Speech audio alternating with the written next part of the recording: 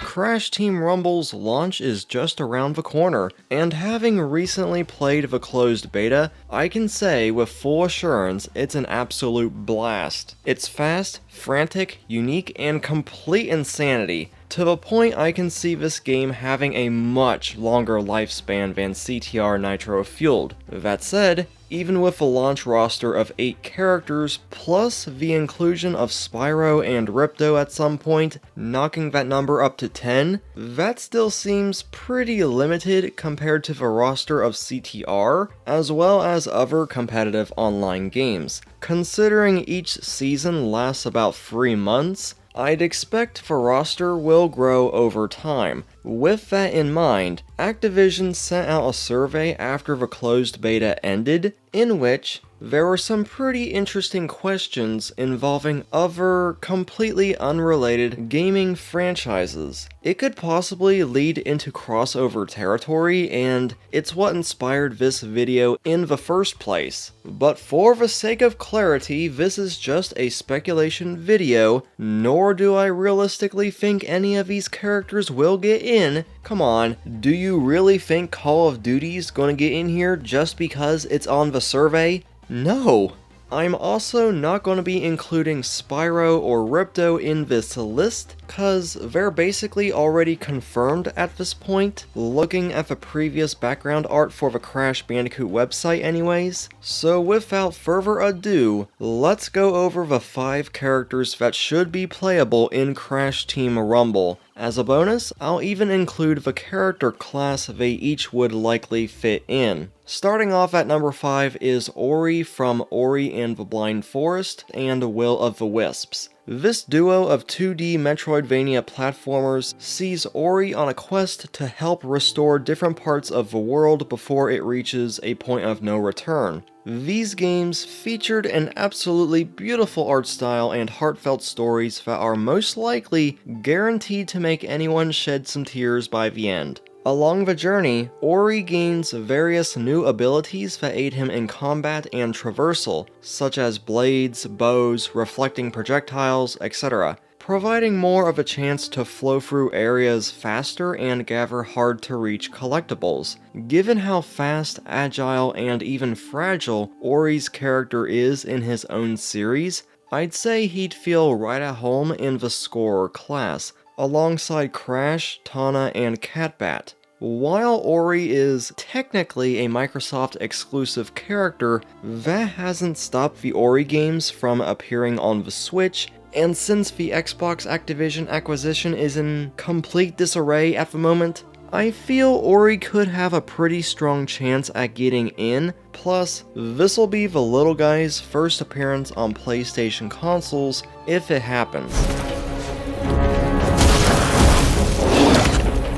At number 4, it's Banjo-Kazooie, another Microsoft-owned IP that's also appeared on Nintendo platforms. These games are beloved amongst 3D platformer aficionados, and while I've only played nuts and bolts, hey, don't judge me, it's all I had on the 360. The Bear and Bird duo haven't seen a new entry since Nuts and Bolts, and that's a decision on Rare's part, not Microsoft's. Don't know why people still miss that detail. The duo did return to Spiral Mountain as DLC fighters in Smash Bros. Ultimate, and the excitement people had over this announcement is still so nice to see. Banjo-Kazooie have a lot of different abilities at their disposal, and after playing a considerable amount of Smash Ultimate, I feel the duo would be best suited for the blocker class, alongside Dingodile, Embryo, and Female Entropy. The reason I'm putting Banjo here is because he's a slower character, but he's also pretty strong, to the point where he can use Kazooie as a variety of weapons. Not to mention, Kazooie can speed him up when need be. As to why I think Banjo is likely to get in is the same reason with Ori.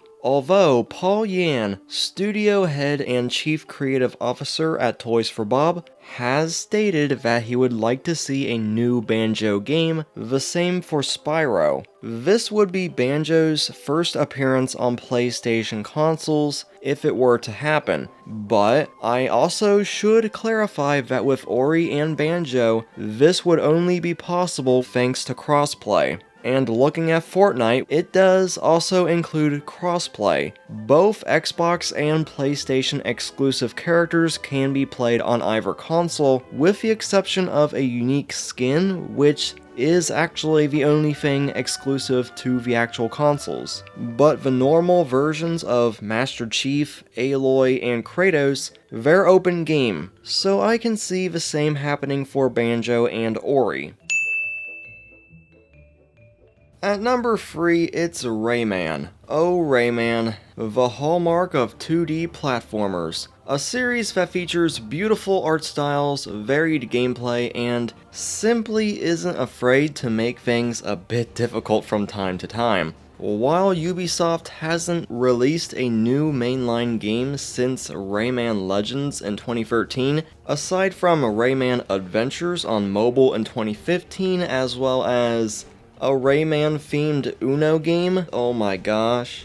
However, it is nice to see Rayman getting some love again after being announced that he'll be arriving in a dedicated DLC for Mario plus Rabbids Sparks of Hope, which is probably the closest we'll be getting to the cancelled 3D Rayman vs. Rabbids game. By the way, that looked pretty good, but it's a shame it never saw the light of day. Much like Ori, Rayman is a quick, agile, and fragile character who usually pops after touching a single stray spike, but he makes up for it in power. Rayman has an array of attacks for both air, land, and sea, occasionally gaining new power-ups for certain sections, such as projectile fists. But the star of the show is his iconic wind-up Mega Punch.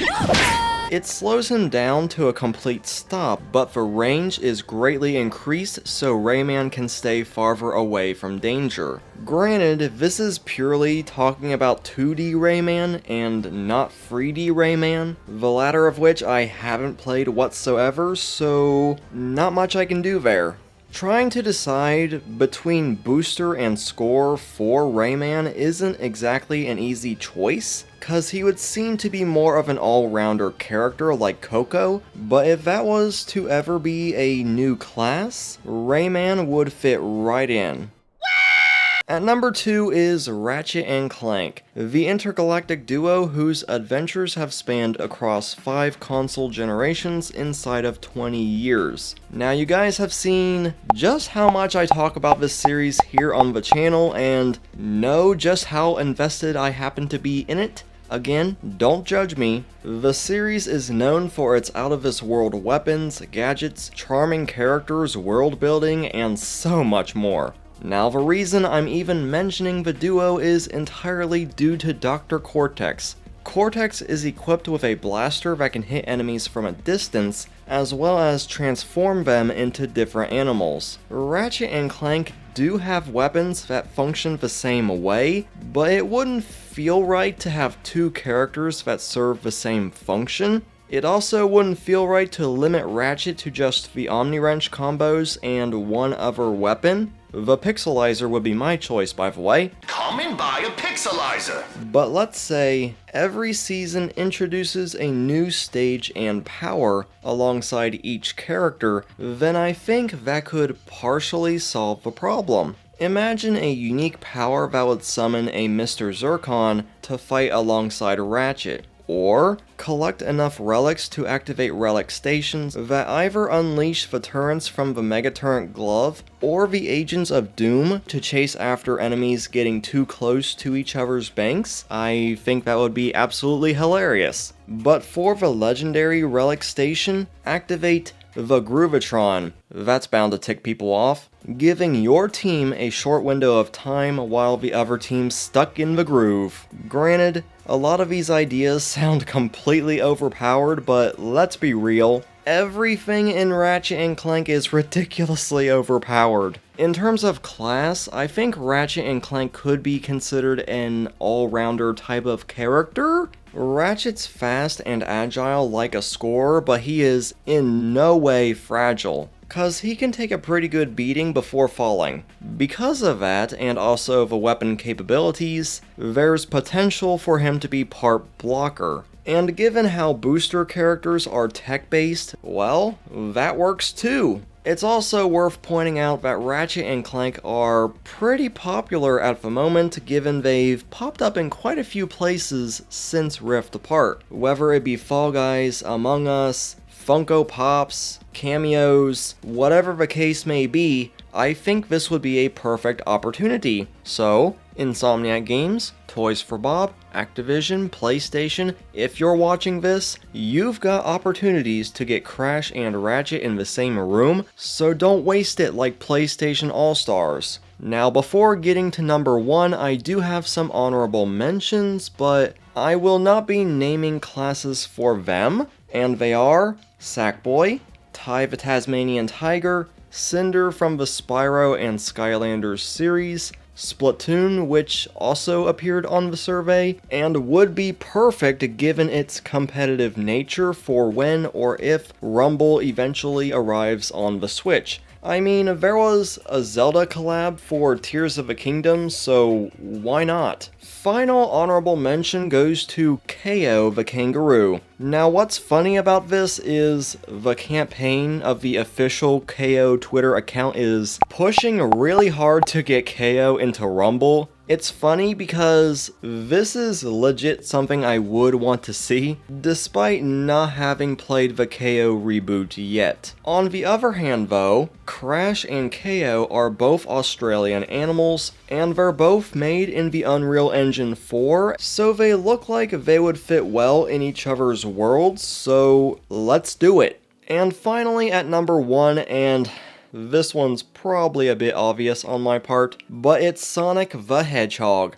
As a massive Sonic fan, you really should have seen this one coming. Now, you don't need me to explain who Sonic is. There's been 2 movies, multiple TV shows, 2 long-running comic book series, and way too many video games and soundtracks to count. Sonic is an icon. There's simply no denying that. And it helps that Sonic Frontiers is doing really well in sales right now. Out of all the games on the Activision survey, this one stuck out to me the most. Considering Sonic's presence in a lot of places in recent years, Lego, Fall Guys, Minecraft, Little Big Planet Free, if you can name it, he's probably there, either officially or unofficially. Either way, Sonic's inclusion in Rumble would be a real no-brainer, especially since Crash never appeared in Smash Bros. To face off with the iconic blue blur, but that's neither here or there. That being said, there is one problem for if Sonic gets in that could mess up the whole thing: his speed.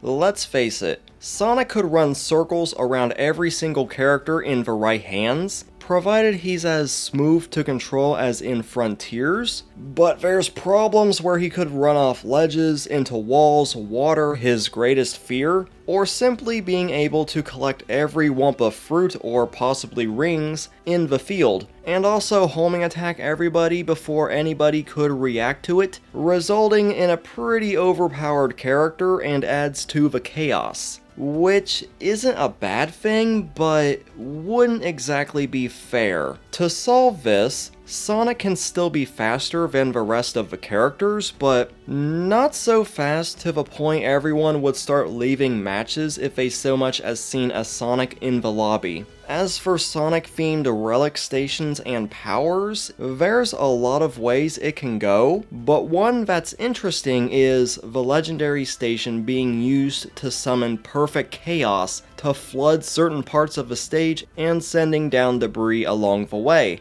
That would be so cool.